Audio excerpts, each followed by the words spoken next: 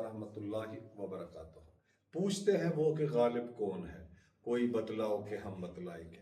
خیر، اسی موضوع پر بات کرنے کے لیے ہم آج آپ کی ملاقات کرائیں گے پروفیسر تسلیم احمد وار سے، جو انگلش ڈپارٹمنٹ میں کشمیر یونیورسٹی میں ایک پروفیسر کی حیثیت سے کام کر رہے ہیں۔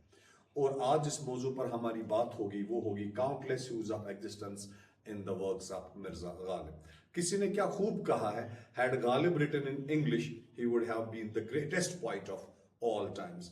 غالب کے مختلف رنگ ہیں، غالب کے انہی مختلف رنگوں پر ہم بات کریں گے آج پروفیسر صاحب سے۔ انہوں نے غالب پر ایک کتاب بھی لکھی ہے، انہوں نے علامہ اقبال پر بھی ایک کتاب لکھی ہے، دوسری نشست پر ہم ان سے بھی بات کریں گے۔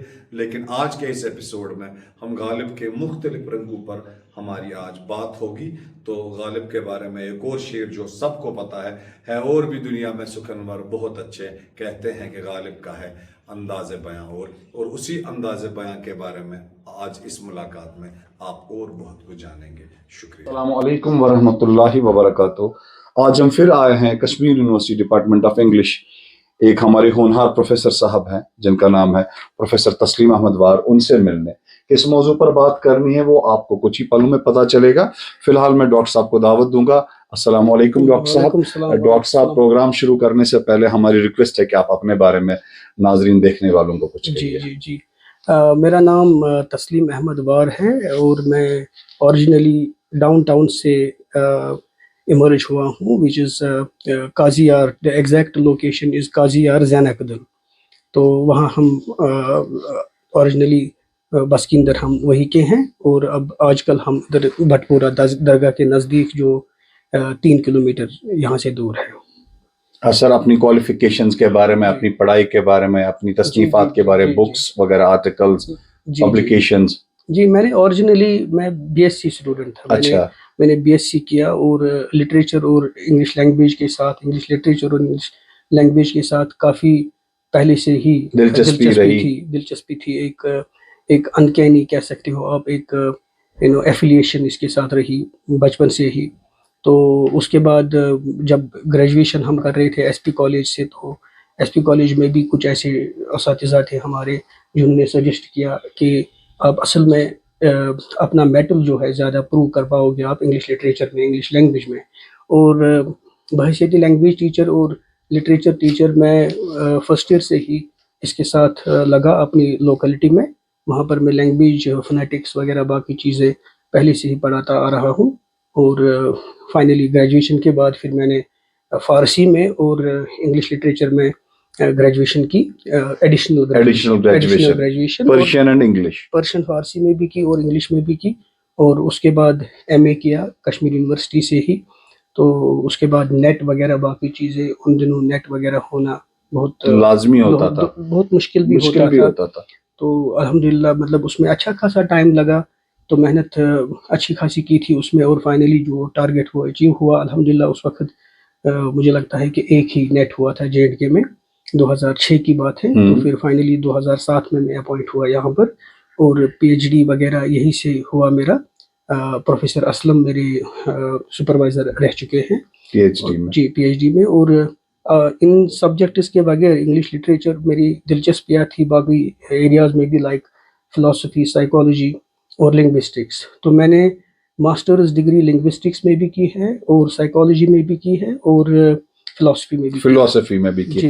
اس کا مطلب ہے ہم دیکھنے والوں کو یہ کہہ سکتے ہیں کہ پروفیسر صاحب ایک ٹائپ کے ہیومینٹیز کے پولی میتھ ہے۔ چلیے، یہ بہت اچھی بات ہے، ایسے ہونہار شخصیات سے ملنا بھی ہمارے لیے قسمت کی ہی بات ہے۔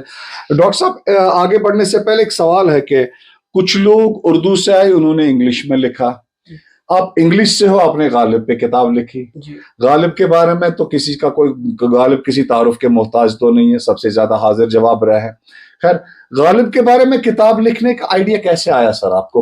غالب کے کس چیز نے آپ کو اتنا موٹیویٹ کیا، یا اس کا کیا انفلوئنس رہا آپ کی پرسنالٹی پہ، اس کی شاعری نے آپ کی سائیکی پہ کیا اثر ڈالا کہ آپ اس پہ کتاب لکھنے بیٹھے؟ جی غالب کو تو up to secondary level which is up to matric ان کا آلریڈی مطالعہ کیا ہوا تھا، لیکن اتنا باریکی سے ہم نے غالب کی شاعری کو سمجھا نہیں تھا۔ تو اس کے بعد جب انگلش لٹریچر ایک سبجیکٹ کی حیثیت سے میں نے لیا، ساتھ ہی میں جب اس کے بعد ایڈمیشن ہوا، جیسا کہ میں نے ابھی بولا کہ 2000 میں سال 2000 میں ایڈمیشن ہوا ڈپارٹمنٹ میں، اور ہمارے جو اساتذہ تھے پرٹیکولرلی آئی ول نیم محمد امین ملک صاحب، mister Muhammad Amin Malik. He retired from the department as a reader. Or other than him, we had one more teacher, Professor J.R. Malik. So they would extensively quote Ghalib in their lectures. اچھا. So they had adopted which is true of them even in the present times, they had adopted a comparative methodology in their classroom. So they would extensively, particularly Amin Saab, they would quote Ghalib every now and then. And that sowed a kind of seed in me. And I kind of made a commitment with myself that inshallah, if everything goes well as planned, a time will come that I will arrange all these thoughts, the preliminary thoughts which I generated, which were generated by those lectures of Professor Malik and Professor Amin Saab. I realized that one day, inshallah, if everything goes well, I will give them a tangible shake in the form of a book. So here it is. آپ اس کے title کے بارے میں بھی بتائیے doctor صاحب. Here it is titled as Myriad Shades of Life in Mirza Ghalib, and it was published by Cambridge Scholars Publishing in 2021. And یہ کام سب سے زیادہ کووڈ ٹائم میں نے یہ کیا. اچھا, اس ٹائم کو آپ نے اچھے سے یوٹیلائز اس ٹائم میں نے بہت اچھے سے اس کو یوٹیلائز کیا, کیونکہ آلریڈی ہم انڈورز ہی تھے, تو کلاس ورک وغیرہ باقی چیزیں سب گھر سے ہی آن لائن موڈ میں ہی ہوتا تھا. اور باقی جو ٹائم ہے تو مجھے لگا کہ نہیں, یہ ایک انفلفلڈ مشن رہے گا میری لائف کا, جو کہ ایک اپنے ساتھ ایک کمٹمنٹ کیا تھا کہ, اور جو ایموشنل کنیکٹیویٹی غالب کے ساتھ, غالب کی پوئٹری کے ساتھ رہی, تو مجھے لگا کہ نہیں, ایک انفلفلڈ مشن رہے گا اگر میں اس کے ساتھ جسٹس نہیں کروں, اس کو ٹینجیبل شیپ نہیں دوں. تو یہ ایمرج ہوتا گیا. انیشلی مجھے 2-3 ٹاپکس جو تھے وہ دماغ میں تھے, لیکن دھیرے دھیرے یہ ایمرج ہوتا گیا, اور اپنے عزیز و اقارب جو ہے, اپنے کولیگز وغیرہ, ان کے ساتھ بھی صلاح مشورہ کر کے فائنلی یہ 7 ٹاپکس بن گئے, 7 ایسیز. تو here it is an anthology of 7 critical essays, and all of them have been authored by me. All of them. بہت اچھی بات ہے سر. غالب نے اپنی پوئٹری کو مانی آفرینی کہا ہے, جی کیا مطلب ہے اس کا سر؟ جی, جہاں تک غالب کا تعلق ہے تو ان کے بارے میں یہ بات میں ضرور کہنا چاہوں گا کہ غالب اور اقبال کے ساتھ یہ ایک کہہ سکتے ہو آپ ٹریجڈی بھی ہے. وہ یہ ہے کہ ان کے فینز زیادہ ہے, کریٹکس کم ہے. نتیجہ یہ کہ مطلب ان کی پوئٹری کو ایک پرووربیل کوالٹی جو ہے وہ حاصل ہے. آپ دیکھ سکتے ہیں کہ آئی ایم شیور کہ آپ ایگری کریں گے اس بات سے کہ جو انلیٹرڈ لوگ ہیں وہ بھی کوٹ کرتے ہیں غالب یا اقبال کے کسی کپلیٹ کو. بالکل. ہاں, لیکن جو باریکیاں ان میں ہے وہ مجھے لگتا ہے ایک اسٹوڈنٹ ہی سمجھ سکتا ہے, اسکالر ہی سمجھ سکتا ہے. بالکل سر. تو غالب کے بارے میں کچھ لوگوں کا یہ امپریشن ہے کہ ان کی پوئٹری میں میننگ وغیرہ نہیں ہے, میسیج وغیرہ نہیں ہے, لیکن غالب خود کہتے ہیں جب باریکی سے ہم پڑھتے ہیں کہ ان کی پوئٹری جو ہے وہ معنی آفرینی ہے, کریشن آف میننگ. تو وہ خود بھی انفیکٹ وہ بتاتے ہیں اپنی پوئٹری میں کہ گنجینہ معنی کا ایک ورس کوٹ کرنا چاہوں گا. گنجینہ معنی کا طلسم اس کو سمجھیے, وہ لفظ کے غالب میرے اشعار میں, وہ جو لفظ کی غالب میرے اشعار میں آئے, مطلب یہ ہے اس کا کہ it is a treasure trove of meaning. ان کی پوئٹری جو ہے ایک ٹریجر ٹروو آف میننگ ہے, جو لفظ ان کے اشعار میں آتے ہیں. ٹھیک. تو اس سے کیا غالب کی کوئی کیفیت آپ کی سمجھ میں آتی ہے ڈاکٹر صاحب؟ پھر غالب جو اپنے اشعار سے لوگوں کو اپنی اور ایکچولی ورچولی میگنیٹ کی طرح کھینچتے ہیں, تو ان کی کیا کیفیت سے آپ گزر ہیں؟ جیسے آپ کو لگتا ہوگا ان کی شاعری پڑھتے ہوئے کہ یہ لکھتے وقت غالب پر کیا چیز طاری رہی ہوگی, ایسا کچھ ہوا ہے؟ کیونکہ جو ایک اسکالر ہوتا ہے وہ جب کسی شاعر یا کسی آتھر پر کام کرتا ہے 5-10 منٹ کے لیے وہ وہی بن جاتا ہے. جی بالکل صحیح بات ہے. تو مجھے میں نے جب سے غالب کو باریکی سے پڑھا, مائنیوٹلی, میٹیکولسلی, اور اس کے بعد ان کی تشریح بھی پڑھی میں نے, تو مجھے یہ اندازہ ہوا کہ غالب سپیکس فار ایوری مین. تو اگر ہم ایک طرف سے کہیں کہ اگر اقبال کے بارے میں بات کرتے ہیں تو maybe Iqbal does not stand for every man. تو لیکن غالب اسپیکس فار ایوری مین. غالب کی پوئٹری میں وہ یونیورسل اپیل ہے جس کی وجہ سے اقبال نے بھی ان کو پریز کیا ہے. اقبال ان کو اپنا مطلب انسپریشن مانتے تھے. فار ایگزامپل اقبال نے کچھ اشعار بھی غالب کے شان میں کہے ہیں. وہ ہم آئیں گے ڈاکٹر صاحب اس پر کہ غالب کا کیا اثر رہا تھا علامہ اقبال پر. تو میرے کہنے کا مطلب ڈاکٹر صاحب اصل میں یہ ہے کہ جب شاعری کوئی لکھتا ہے، جیسے غالب کا یہی اشعار ہے کہ آتے ہیں غیب سے یہ مضامین خیالوں میں، غالب سریر خامہ نوائے سروش ہے.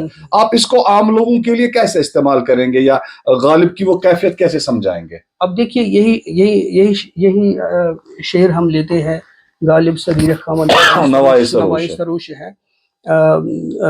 یہ پہلی لائن جو اس کی ہے تو یہ بہت لوگوں کو یاد ہوتی ہے آن این ایوریج. مجھے لگتا ہے سڑک پہ بھی اگر کسی کو بولیں گے تو یہ یاد، لیکن جو دوسری لائن ہے اس کی وہ جنرلی یاد نہیں ہوتی ہے. اس کا مطلب ہے کہ جو میرا اسٹروک آف دا پین ہے، لکھنے کی آواز، یہ اینجلز کی زبان ہے، اینجلز کی زبان ہے. تو ان کو ایک ہائی اوپینین تھی اپنی پوئٹری کے بارے میں، وہ پہلے سے ہی تھی. لیکن ہاں یہ بات بھی ہے کہ بہت لوگوں کو اس وقت وہ سمجھ نہیں آئے. تو اس کانٹیکسٹ میں فار ایگزامپل ایک آغا جان ایش کر کے اس وقت پوئٹ ہوا کرتے تھے، انہوں نے غالب کے بارے میں یہ بولا کہ کلام میر سمجھے یا زبان میرزا سمجھے، لکھا ان کا یہ آپ سمجھے یا خدا سمجھے. تو ان کا مطلب، ان کے کہنے کا مطلب تھا کہ غالب جو ہے وہ ان انڈرسٹینڈیبل ہے، ان کو سمجھنا بہت مشکل ہے. ایسا بھی کہا جاتا ہے کہ پہلے ان کے اشعار کافی سخت ہوا کرتے تھے. کافی یہ بھی درست ہے، لیکن مطلب اس کا بھی ایک پس منظر ہے. وہ یہ ہے کہ غالب پہ بہت چیزوں کا انفلوئنس رہا ہے، اور اس میں مرزا عبد القادر بیدیل کا بھی بہت زبردست انفلوئنس رہا ہے. تو اس کانٹیکسٹ میں انہوں نے ایک ورز بھی لکھی ہے کہ طرز بیدل میں ریختہ لکھنا اسد اللہ خان قیامت ہے. تو پہلے جب انہوں نے ریختہ اردو بالکل، تو جب انہوں نے لکھنا شروع کیا تو ان پر بیدیل کا بہت زیادہ انفلوئنس تھا. تو ان کے کلوز جو تھے کمپینینز 4-5 لوگ ہی تھے ٹوٹل جو ان کے کلوز تھے، ویل وشرز تھے، تو جو کنونسڈ تھے پہلے سے کہ ان میں ایک جینوئن ٹیلنٹ ہے اور کافی دور تک کے جا سکتے ہیں. تو باقی جو ہے ان کو سمپوزیمز، جو پوئٹک سمپوزیمز بھی ان دنوں بہادر شاہ ظفر کے دربار میں بھی ہوا کرتے تھے. تو اس کے قصے بھی کافی مشہور ہے. اس کے قصے بھی فار ایگزامپل ایک اس میں ہے کہ جو وہ کیا نام، دوسرا وہ ان کے کنٹمپوری شاعر تھے، تو ان کے جو پوئٹ لاریٹ تھے، جن کو ہم پوئٹ لاریٹ کہہ سکتے ہیں، ذوق صاحب جو ان کے پوئٹ لاریٹ تھے، تو جو اصلاح کرتے تھے بہادر شاہ ظفر کی شاعری میں. جی اور ان وہ مطلب غالب کو ان کا اتنا زیادہ امپریشن تھا نہیں، لیکن کچھ اشعار ہیں جو ذوق صاحب نے کہے ہیں جن کا بہت زیادہ انفلوئنس غالب پہ ہوا. اور اس پر تو یہ جو سیریل وغیرہ ہے غالب، اس پر بھی اس میں بھی اس کے بارے میں بات وغیرہ کی گئی ہے. جی ہاں، یہ جس میں جگجیت سنگھ وغیرہ اور نصر الدین شاہ نے کافی زبردست ایکٹنگ کیا اس میں مرزا غالب بن کر. بالکل. تو اس میں بھی ایک شعر ہے جو شاہ کا مصائب فرے ہے اتراتا ولیکن غالب کے شہر میں آبرو کیا ہے. تو جب یہ ذوق صاحب نے سنا اور جو باقی ان کے اس وقت جو ان کو اپریشیٹ کرتے تھے، تو انہوں نے یہ رپورٹ کیا فائنلی بہادر شاہ ظفر صاحب کو، اور وہاں ان کو سمن کیا گیا کہ آپ فکرے کستے ہیں اور ان پر جو تانے مارتے ہیں ہمارے استاد پہ. تو پھر اس کے بعد پوری غزل انہوں نے وہی بیان کر دی، وہی لکھ ڈالی. جی ہر ایک بات پہ کہتے ہو تم کہ تو کیا ہے، تم ہی کہو یہ انداز گفتگو کیا ہے. رگوں میں دوڑنے پھر دیکھے ہم نہیں ہے قائل، جب آنکھ ہی سے نہ ٹپکا تو پھر لہو کیا ہے. خیر، یہ تو غالب کی اس ٹائم وہاں انٹیلیجنس کلیئرلی جھلک رہی تھی. تو ڈاکٹر صاحب ہم پھر اس بات پہ آئیں گے کہ علامہ اقبال اور جیسا کہ آپ نے کہا غالب یہ تھوڑا سا ابو کرٹیسزم ہو گئے ہیں. تو غالب کا اثر اقبال کی شاعری پہ کیا رہا، یا اقبال کی اوور آل پرسنالٹی پہ کیا رہا؟ سب سے پہلے تو ایک کرٹک جن کا نام مجھے اس وقت یاد نہیں ہے، انہوں نے باقاعدہ لکھا ہے اس کے بارے میں کہ اگر میں، وہ مسلم ہے، کرٹک ہے، تو اور وہ پوئٹ بھی ہے. انہوں نے لکھا ہے کہ اگر if I were to believe in the transmigration of souls, ویسے ہی کہتے ہیں کہ اگر میں ٹرانسمائگریشن آف سولز پہ یقین رکھتا تو میں یہ مان کے چلتا کہ اقبال جو انفنشڈ مشن کر کے رکھے, مطلب جو انہوں نے انفنشڈ رکھا وہ مشن اپنی لائف میں پوئٹری کے لحاظ سے جو بھی کنٹریبیوشن ادب کے لحاظ سے, تو وہ انفلفلڈ مشن جو ہے وہ اقبال نے پورا کیا, غالب کا انفلفلڈ مشن جو, تو اس کا مطلب ہے کافی زبردست اثر رہا. اور دوسرا ساتھ میں پھر جب ہم اقبال کی پوئٹری میں دیکھتے ہیں تو اس میں ہمیں دیکھنے کو ملتا ہے, فار ایگزامپل, تو گویائی میں تیری ہمسری ممکن نہیں, وہ تخیل کا نہ جب تک فکر کامل ہم نشی, ٹل میچورٹی, ان میں وہ میچورٹی آف تھاٹ وغیرہ, اور ان میں اس میں کوئی ایکسل نہیں کر سکتا غالب کو کوئی ہرا نہیں سکتا ہے ان سب چیزوں میں. تو ان سب اشعار سے یہی پتہ لگتا ہے کہ مطلب اقبال جو ہے وہ غالب کو بہت ہائی پیڈسٹل پہ رکھے ہوئے تھے, بالکل, اور صرف ان کو نہیں, شیکسپیئر کے بارے میں بھی, اور سوفوکلیز ان کے بارے میں بھی لکھا ہے اقبال نے, اور تو اس سے یہ ثابت ہوتا ہے کہ غالب ان کو اپنا استاد بھی مانتے تھے. ٹھیک ہے ڈاکٹر صاحب, پھر اسی سلسلے کو آگے بڑھاتے ہیں. ہم یہ بھی پوچھنا میں مناسب سمجھوں گا کہ آپ کا آرگومنٹ کیا رہے گا اگر ہم جان ڈن اور غالب کا کمپیریزن کریں, اس کے بارے میں آپ کچھ کہیے. جی یہ اس کتاب کے حوالے سے میں یہ بات کرنا چاہوں گا کہ اس کتاب میں دوسرا ایسے جو ہے, یہ میڈیٹ شیڈز آف لائف, اس میں جو دوسرا ایسے ہے that is titled as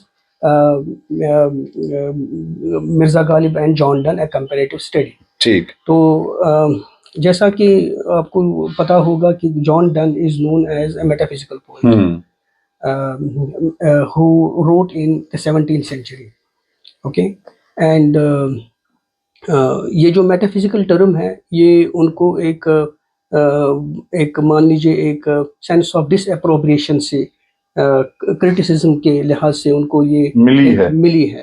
I mean to say it is actually a misnomer. This word is actually a misnomer used for John Donne's school of poetry. تو یہ ڈاکٹر جانسن تھے اور ڈرائیڈن تھے جنہوں نے یہ استعمال کیا کہ ڈن افیکٹ از دا میٹافزکس. افیکٹ از دا میٹافزکس کا مطلب ہے کہ he pretends to be a metaphysical poet. He uses language in such a way as if he is a metaphysical poet.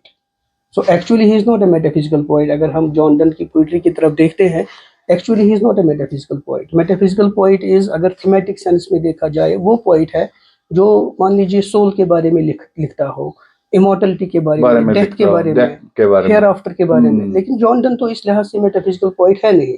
تو جیسا کہ میں نے بولا کہ یہ ایک مس نامر ہے, یہ ایک یتھ اس کاشر پٲٹھۍ ونو ناوریس آئی کڑنے جان ڈنس. سو اس کانٹیکسٹ میں یہ, اور فائنلی یہی جو جان ڈن کے ساتھ مان لیجیے جیسے غالب کے ساتھ یہ ٹریجڈی ہے کہ ان کی اپنی لائف ٹائم میں ان کے بہت کم لوگ تھے جو ان کو اپریشیٹ کرتے تھے, بہت کم لوگ تھے ایسے جو ان کو اپریشیٹ کرتے تھے. یہ ٹریجڈی جو تھے مان لیجیے یہ it is true of John Donne also. بالکل یہ میں یہاں پر کہنا چاہوں گا کہ 20th سینچری میں جان ڈن کی ریپوٹیشن کو ریویزٹ کیا گیا. اچھا جی, یہ ریڈسکور کیا گیا جان ڈن کو. جب ریویزٹ کیا گیا, کیونکہ 18th سینچری 17th سینچری میں تو وہ تھے, لکھتے تھے, تو 18th سینچری 19th سینچری میں ان کی ریپوٹیشن کنٹینیوسلی وہی بیڈ ریپوٹیشن تھی. He was known for bad reasons. In fact there is one critic and a poet, Ben Jonson, he went on to the extent of saying that John Donne deserves hanging for having violated the rules of versification. He deserves hanging. تو اس لیے جان done جو ہے وہ ان کو وہ پتا تھا کہ I mean I am not a poet for the present generation. تو ان کی یہ جو ریپوٹیشن کو ریویزٹ کیا گیا, it is T.S. Eliot and Clint Brooks. T.S. Eliot نے ایک ایسے میں باقاعدہ کہا کہ جان ڈن کی پوئٹ میں ایک میرٹ تھا, اس میرٹ کو ہم کہتے ہیں یونیفیکیشن آف سینسیبلٹی, اور وہ 18th سینچری کی پوئٹری میں نہیں تھا, ان میں ڈسوسیشن آف سینسیبلٹی تھا, تھاٹ اینڈ فیلنگ سیپریٹ تھے. لیکن جان ڈن کی پوئٹری میں ایک میرٹ تھا, وہ ہے unification of sensibility, thought and feeling blended together. تو یہ دونوں چیزیں فیوزڈ ٹوگیدر. اور کلنتھ بروکس نے کہا کہ لینگویج آف پوئٹری جو ہے essentially is language of paradoxes. Language of poetry is essentially language of paradoxes. The best poetry is one which is paradoxical. And he goes on to say John Donne's poetry is the only poetry which is full of paradoxes. اچھا یہی ہم میں نے یہی extend کیا ہے غالب پہ.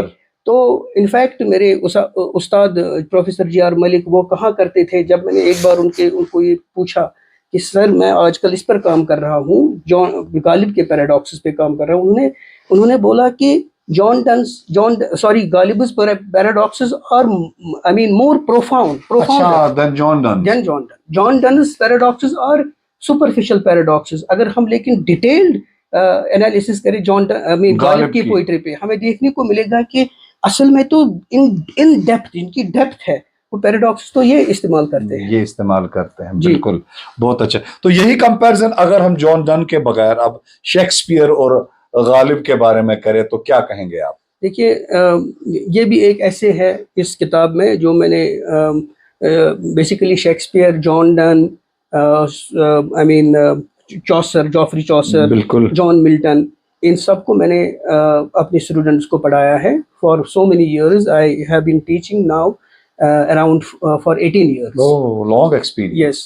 And as far as poetry is concerned, these poets I have been teaching for almost 18 years. Achha. Ever since I joined the department, I have been teaching this.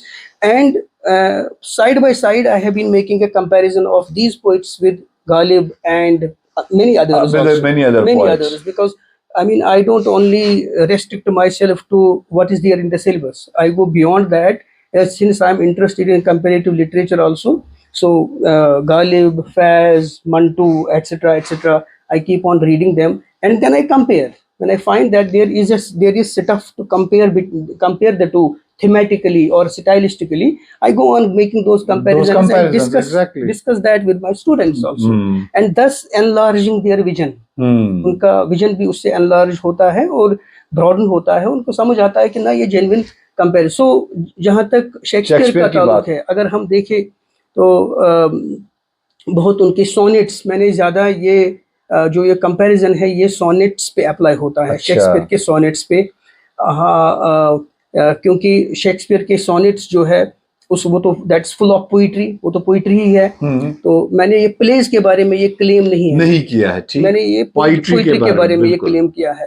For example ایک sonnet ہے جس میں Shakespeare کہتے ہیں so long as men can breathe and eyes can see, so long lives this and gives life to thee. Shakespeare کو یہ پتا تھی, وہ ایک پریڈکشن کر رہے ہیں اپنی پوئٹری کے بارے میں کہ جب تک انسانیت رہے گی میری پوئٹری کو پڑھا جائے گا. اچھا, اسی طرح سے غالب ایک اشعار میں کہتے ہیں کہ I am the nightingale of the garden which is yet to come into existence. Oh, which is yet to come into the existence. I am the nightingale of the, مجھے وہ شعر پوری طرح سے دماغ میں نہیں آ رہا ہے اس وقت, لیکن کوئی بات اس کا مفہوم ہم سمجھ گئے. لیکن اس کا مطلب ترجمہ اگر کیا جائے وہ یہی ہے کہ I am the nightingale of the garden which is yet to come into existence. بہت بہت شکریہ ڈاکٹر صاحب. ابھی ہم میٹا فزکس کی بات کر رہے ہیں. میٹا فزکس وہ چیز ہے جو میٹیریل چیزوں کے بارے میں ڈسکس نہیں کرتی, which cannot be experimented or which cannot have a mathematical structure. اگر ہم ڈیفائن کریں گے then it comes into the realm of physics. Meta physics پہ ابھی آپ نے کہا ڈاکٹر صاحب کہ جب ہم روح کے بارے میں بات کریں when we speak of death, تو یہی پوائنٹ میں آگے لے کر چلنا چاہوں گا. غالب نے ڈیتھ کے بارے میں اپنی پوئٹری میں کیا کہا؟ اچھا, یہ بھی ایک موضوع ہے جو میں نے نوٹس کیا غالب کی پوئٹری میں. تو اس ایسے نے میرا اچھا خاصا ٹائم لیا. اچھا جی. تو اور چونکہ بہت کم ایسے لوگ تھے, جب میں نے اس ایسے پہ کام کیا بہت کم ایسے لوگ تھے جنہوں نے اس بارے میں بات کی ہے, تو چاہے اردو میں یا انگلش میں. جی, بہت کم ایسے لوگ ہیں. تو مجھے خوشی ہے اس بات کی کہ میں نے اس پر کام کیا اور یہ ڈسکس بھی کیا تھا میں نے اپنی ٹیچرز کے ساتھ. یہ تو انہیں بولا کہ ہاں یہ بالکل ہے, یہ فیکٹ ہے. تو یہاں پر میں یہ کہنا چاہوں گا کہ جیسے شیکسپیئر کے سونیٹس کے بارے میں کہا گیا ہے کہ time is so important because time is one of the predominant themes. تو Shakespeare has many themes in his sonnets, in his poetry. Theme of immortality of youth. How does he immortalize the beauty of his friend by means of his sonnets. So similarly, time, theme of time, death, these are also predominant themes. So critics have gone to the extent of saying that Shakespeare treats time in such a way as if time is one of the characters اچھا in his, as if time is one of the characters in his poetry, in his sonnets. So یہی بات کہی جا سکتی ہے غالب کے بارے میں بھی کہ غالب treats death in such a way as if it is one of the characters. And مجھے اس میں کوئی شک نہیں ہے, مجھے اس میں کوئی ہیزیٹیشن نہیں ہوتی ہے کہنے میں کہ غالب کے لیے ڈیتھ ایک کیریکٹر ہے. اچھا جی, تو تھوڑا سا اس کی وضاحت کیجیے آپ. ہاں, میں جیسا کہ کچھ ورسز میرے دماغ میں آ رہی ہے, تو اس کے بغیر بھی بہت ورسز ہوں گے, لیکن میرے دماغ میں اس وقت کچھ آ رہی ہے. فار ایگزامپل, محبت میں نہیں ہے فرق جینے اور مرنے کا, اسی کو دیکھ کر جیتے ہیں جس کا پہ دم نکلے. اسی طرح سے ہوئی مدت کی غالب مر گیا پر یاد آتا ہے, وہ ہر ایک بات پہ کہنا کہ یوں ہوتا تو کیا ہوتا. بالکل. تو اسی طرح سے تھا زندگی میں مرگ کا کھٹکا لگا ہوا, اڑنے سے بیشتر بھی میرا رنگ زرد تھا. اچھا, یہ ایک سرپرائز ہے کہ غالب ایک ایسے پوئٹ ہے, مجھے میں ابھی تک کافی پوئٹری پڑھی ہے میں نے, اردو میں بھی اور انگلش میں بھی زیادہ, کشمیری میں بھی.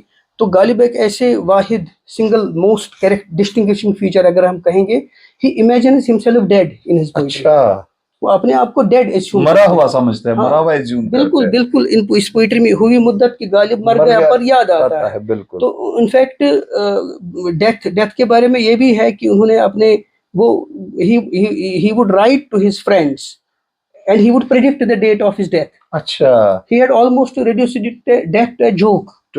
ٹھیک. تو کوئی خوف نہیں, کچھ نہیں مرنے کا. ایک بار یہ بھی کہا اپنے ایک لیٹر میں کہ اس بار تو میں بالکل ہوپ فل ہوں کہ میں اگلے تھرسڈے یا فرائیڈے کو مروں گا, اگر میں اس دن نہیں مرا تو میں اپنے آپ کو مار ڈالوں گا. اچھا, تو میں اپنے آپ کو مار ڈالوں گا. تو ہیومر جو ہے, مطلب اس میں مطلب ایک ہیومرس ٹچ بھی ملتا ہے ہمیں دیکھنے. خیر, غالب کی پرسنالٹی میں ہی وہ ہیومرس ٹچ ملتا ہے. بہت سے ایسے واقعات ہیں, بالکل بالکل, جیسے وہ جوا پکڑتے ہوئے پائے گئے تو کہا رمضان میں تو شیطان بند ہوتے ہیں, تاکہ وہ اسی کوٹری میں بند ہوتے ہیں.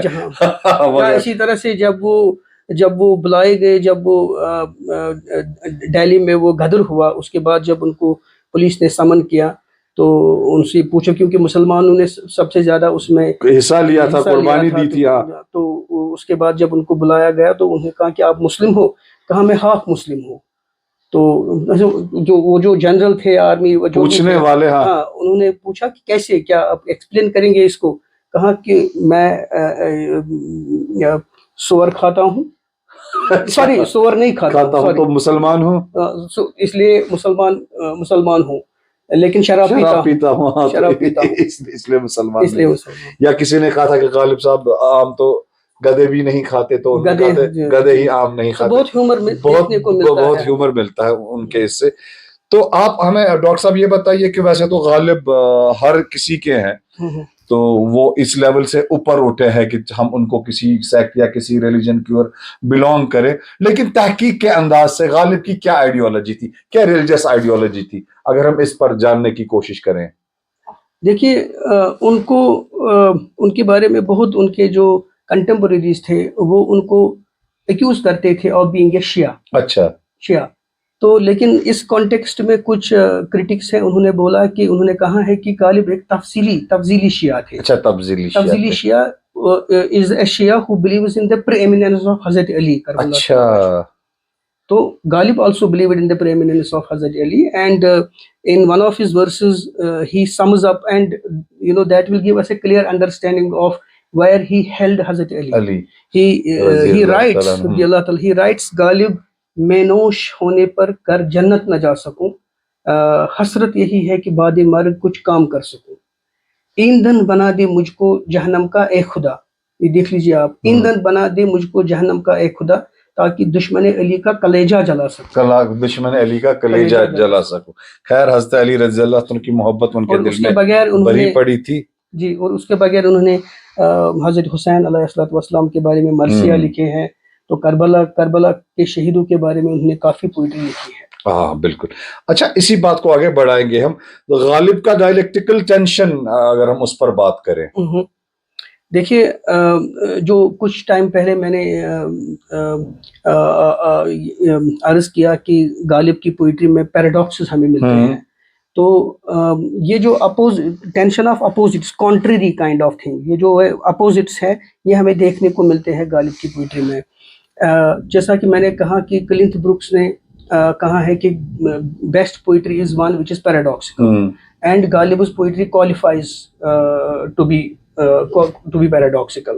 تو کچھ اشعار ہے، فار ایگزامپل مجھ تک کب ان کی بزم میں آتا تھا دور جام، ساقی نے کچھ ملا نہ دیا ہو. دیکھ لیجیے آپ ایک ڈائلیکٹیکل ٹینشن کیا ہے اس میں.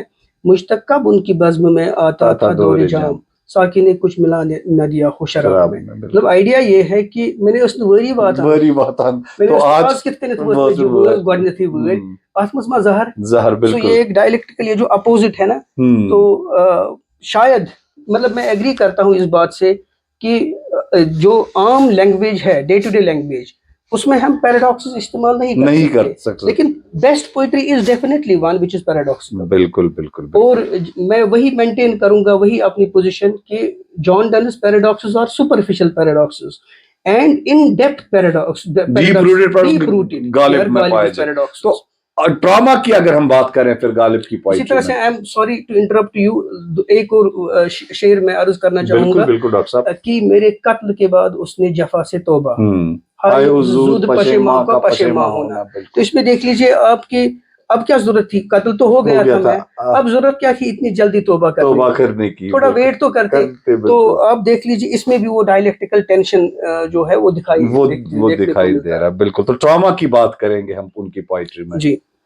جی جہاں تک ڈراما کا تعلق ہے، ان کا ایک پرشین کپلیٹ ہے جو میں یہاں پر کوٹ کرنا چاہوں گا، وہ ہے فرجام سخن گوئی غالب بتو گویم، فرجام سخن گوئی غالب بتو گویم خون جگر است از رگے گفتار کشیدن.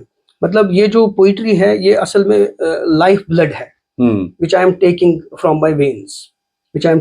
my veins. اچھا، تو اگر ہم آٹو بایوگرافیکل اسپیکٹ دیکھیں غالب کا، ہم جب ان کی لائف ہسٹری پہ ہم جاتے ہیں تو ان کے پینشن کا کیس رہا، جنون جو ایک پرپیچول سورس آف ٹراما تھا. اچھا، ان کے والد کبھی ملتا تھا کبھی نہیں ملتا تھا، پھر لکھنا پڑتا تھا بار بار، بہت دیر کے بعد ملتا تھا. اسی طرح سے ان کے والد صاحب کی ڈیتھ بہت پہلے ہوئی تھی.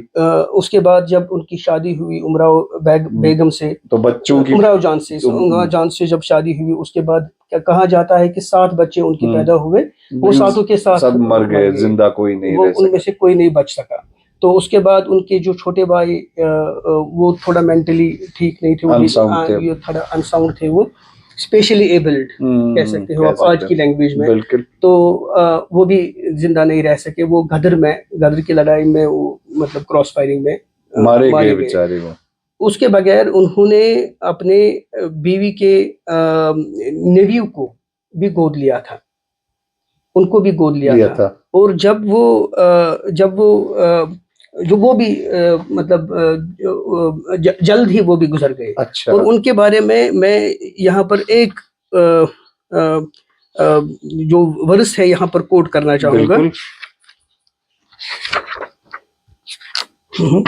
اب دیکھ لیجئے، یہ بالکل انہی پہ یہ کیا گیا ہے. ان کا نام تھا زین العابدین خان، تو اور ان کا پین نیم عارف تھا، پین نیم ان کا عارف تھا.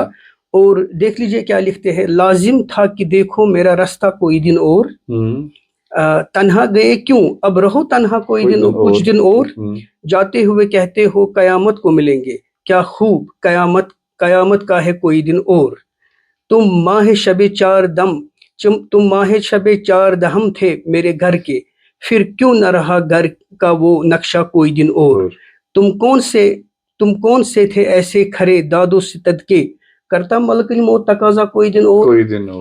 ناداں ہو جو کہتے ہو کہ کیوں جیتے ہیں غالب، قسمت میں ہے مرنے کی تمنا کوئی دن اور. تو یہ آپ دیکھ سکتے ہیں کہ اچھا پینشن کا کیس، اچھا پھر ہیوملیشن کا کیس، کیونکہ ان کو مطلب گیمبل کرتے ہوئے بہت بار پکڑا گیا اور اپنے قرض داروں نے ان کو جیل بھی بھجوایا. تو یہ یہ سب چیزیں جو ہے نا پرپیچوئل سورس آف ڈراما تھے ان کے لائف ان کی میں. پوری لائف لیکن میں ان کے دو کوالٹیز تھی. ایک تو ان کی جو مان لیجیے اسٹرنگتھ تھی وہ ہے ایک پوئٹری, اور دوسرا ان کا sense of humour. Sense of humour. شکریہ, بہت بہت شکریہ ڈاکٹر صاحب. میں اپنے دیکھنے والوں کو کہوں گا کہ اگلی نشست میں جب ہم ڈاکٹر صاحب سے پھر ملیں گے تو اس ٹائم ہم علامہ اقبال پر بات کریں گے. تو آج میں ڈاکٹر صاحب آپ کا شکریہ ادا کرنا چاہوں. آپ 5 بجے تک میرے لیے یونیورسٹی میں رکے. میں بھی ڈیوٹی سے 3:30 بجے نکلا تھا اپنے اسکول سے, تو آپ نے یہاں پر ہمارا ویٹ کیا. ہم شکریہ کریں گے آپ کو, اور انشاءاللہ غالب کے بعد اب ہماری باری ہے علامہ اقبال پر, یہ جو ڈاکٹر صاحب کی دوسری کتاب ہے. پھر ہم کوشش کریں گے کہ ان دونوں کتابوں کو پڑھ کر ایک بک ریویو ہو جائے, وہ میرے حساب سے اچھا رہے گا. السلام علیکم ورحمۃ اللہ وبرکاتہ. شکریہ. بہت اچھا.